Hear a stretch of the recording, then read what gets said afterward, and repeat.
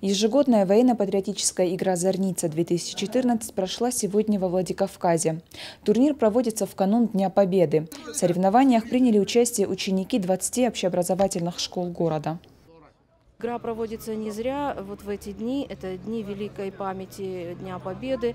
И я надеюсь, что каждый ребенок, он, уйдя с этой игры, унесет, конечно же, память и уважение к тем людям, которые всегда боролись за мир на нашей планете, на нашей земле, именно вот нашей страны. В каждую команду входит 12 человек. Ребята продемонстрировали свои спортивные навыки, умение оказать первую медицинскую помощь, знание военной техники и строевой подготовки.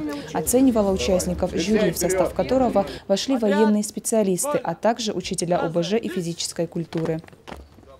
Мне очень нравятся вот такие мероприятия, как «Зорница и Победа», и наша школа принимает активное участие в них. Мы уже занимаемся этим более 2 лет. Активно готовимся и стараемся побеждать.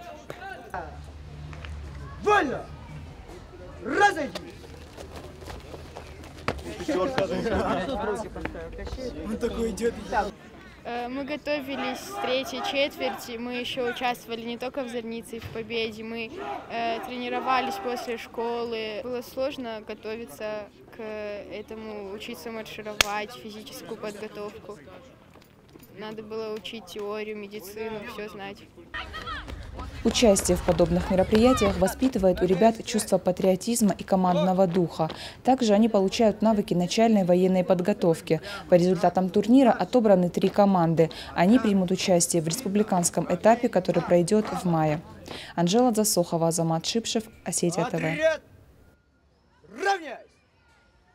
Смирно!